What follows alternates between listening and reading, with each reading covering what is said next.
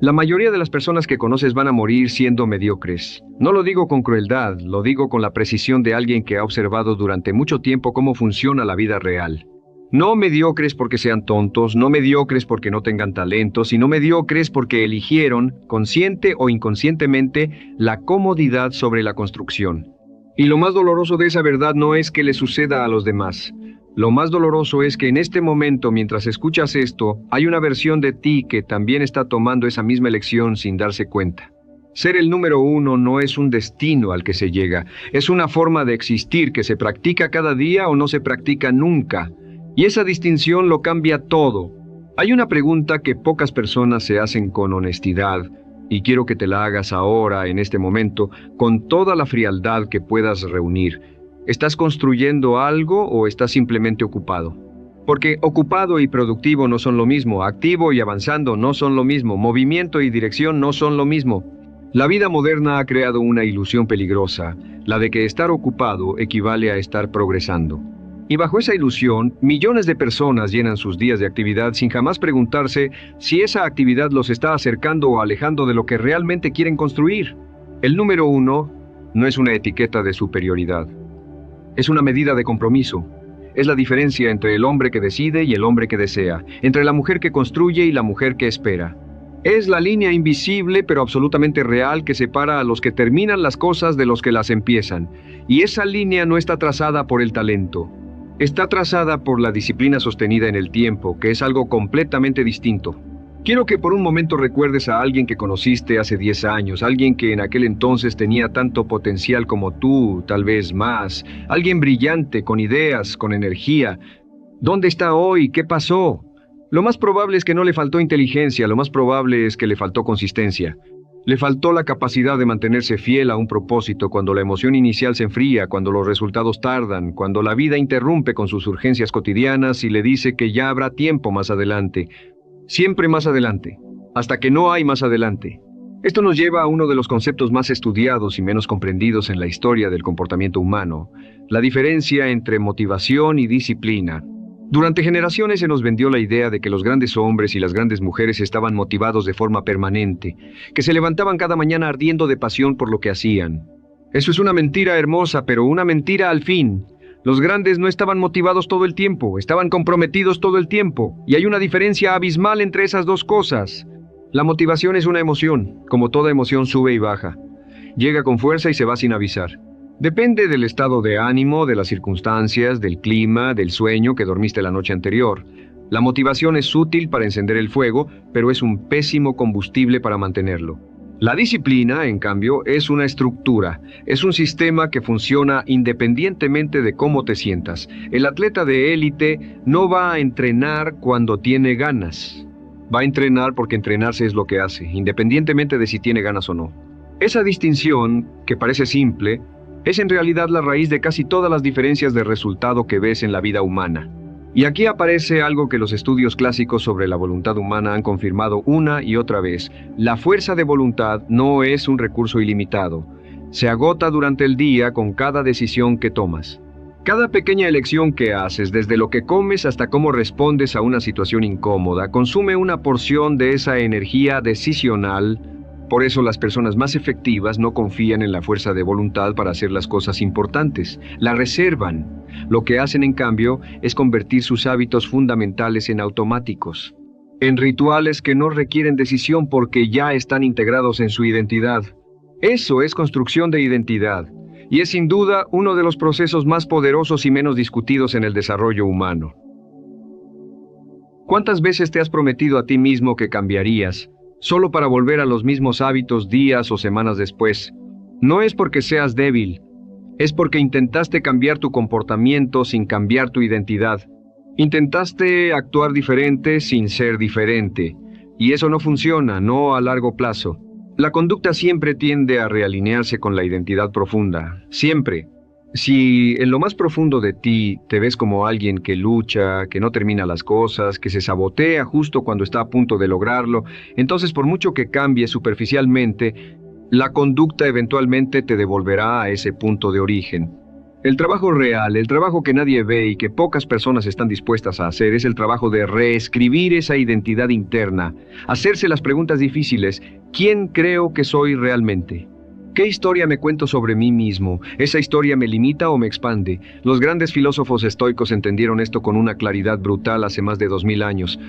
Epicteto, que nació esclavo y llegó a ser uno de los pensadores más influyentes de la antigüedad, comprendió que el único dominio real que tiene el ser humano es el dominio sobre su mente interior, sobre sus juicios, sus impulsos, sus elecciones. Todo lo demás es variable, todo lo demás puede ser arrebatado, pero la forma en que decides interpretar el mundo y a ti mismo, eso es tuyo. El número uno no espera que las circunstancias sean perfectas para construir. El número uno construye dentro de las circunstancias que tiene. Y eso requiere una madurez psicológica que no se adquiere de golpe, sino que se desarrolla con el tiempo, con la práctica y con una honestidad implacable hacia uno mismo. Hablemos de esa honestidad, porque hay un autoengaño muy particular que le roba el futuro a personas brillantes, y es el autoengaño del potencial. Yo podría, si quisiera, cuando tenga las condiciones, lo hago. El problema es que yo soy mejor que lo que demuestro. El potencial sin ejecución es simplemente fantasía bien disimulada. No hay nada más trágico que un hombre o una mujer que llega al final de su vida con sus capacidades intactas, porque nunca las usó, que conservó su talento como si fuera un bien que había que cuidar del desgaste, sin entender que el talento que no se ejercita no se preserva, se atrofia. Los griegos tenían un concepto para esto, arete. Se traduce generalmente como virtud o excelencia, pero su significado original es más preciso y más exigente. Arete significaba la realización plena de la función para la que algo o alguien existe. Un cuchillo excelente es el que corta bien. Un caballo excelente es el que corre bien. Un ser humano excelente es el que vive en pleno uso de sus capacidades, al máximo de lo que puede ser.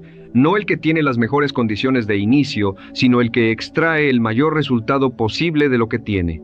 Eso es el número uno. Arete aplicada a tu propia existencia. Y hay algo fundamental que quiero que entiendas sobre cómo se construye esa excelencia, porque hay una trampa mental en la que caen incluso las personas más inteligentes, la trampa de los grandes gestos. La idea de que el éxito viene de decisiones enormes, de momentos épicos, de cambios radicales de vida que ocurren de un día para otro. No. El éxito, la verdadera construcción de alguien que llega al nivel máximo de lo que puede ser, ocurre en lo microscópico. En las elecciones pequeñas, repetidas con consistencia en el tiempo. Hay un principio en física que resulta profundamente aplicable a la vida humana, el de la acumulación compuesta. Una pequeña mejora sostenida en el tiempo no produce resultados lineales, produce resultados exponenciales. Un 1% mejor cada día no te hace un 365% mejor al final del año.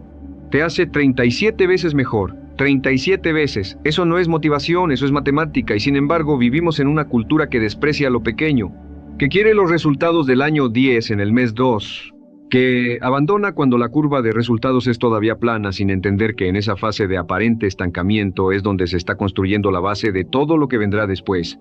Esto tiene un nombre en el mundo de los estudios sobre el aprendizaje y el rendimiento humano, se llama el periodo de latencia.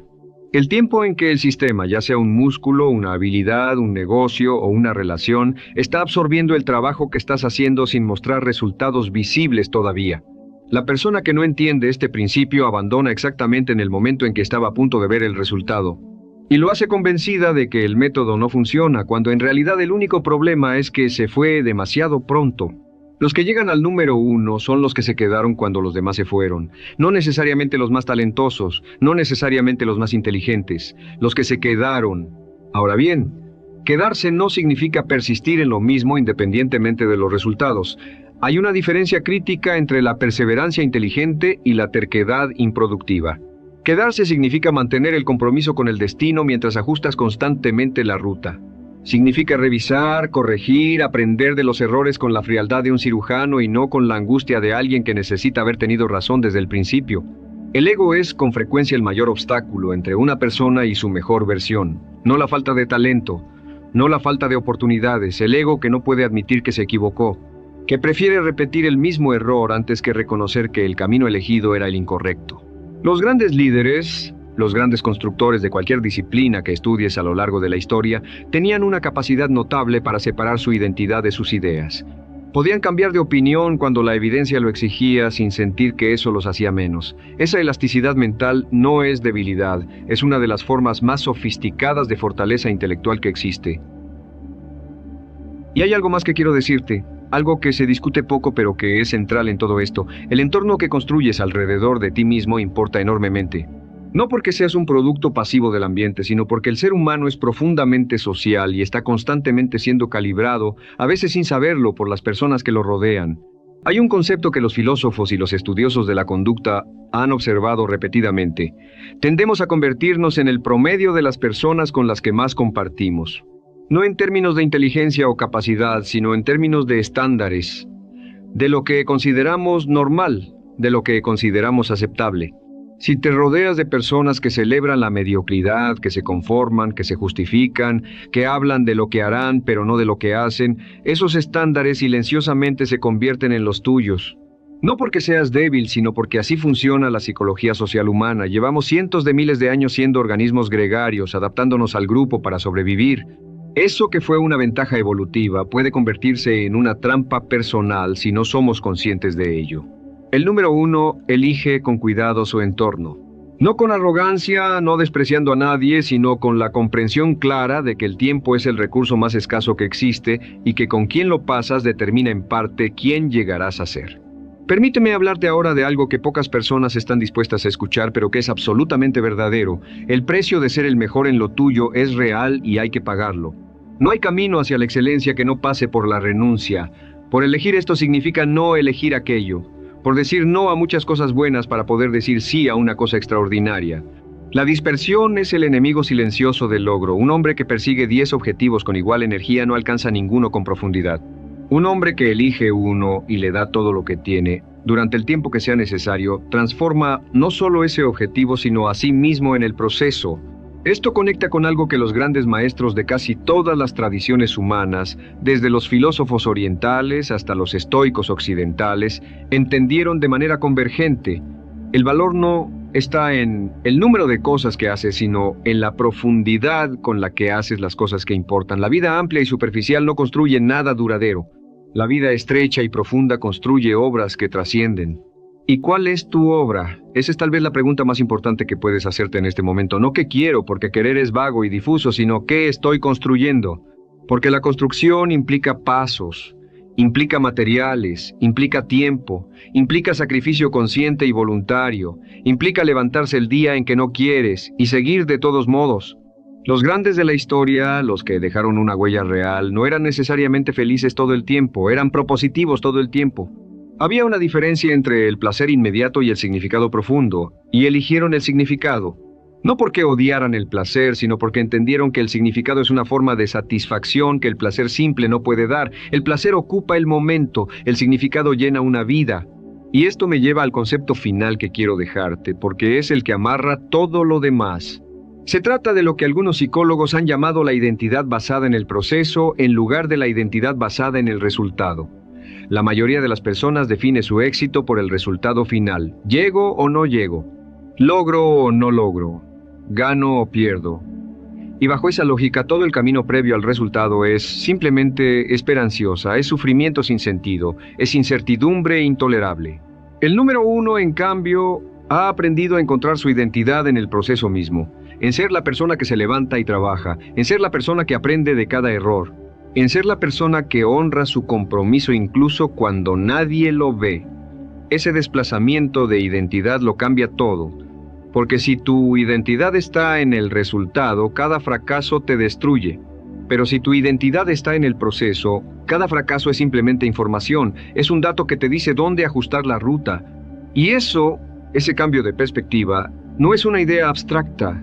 Es una herramienta concreta de supervivencia psicológica que permite a las personas sobrevivir los inevitables golpes del camino sin perder la dirección, sin perder su sentido de quiénes son.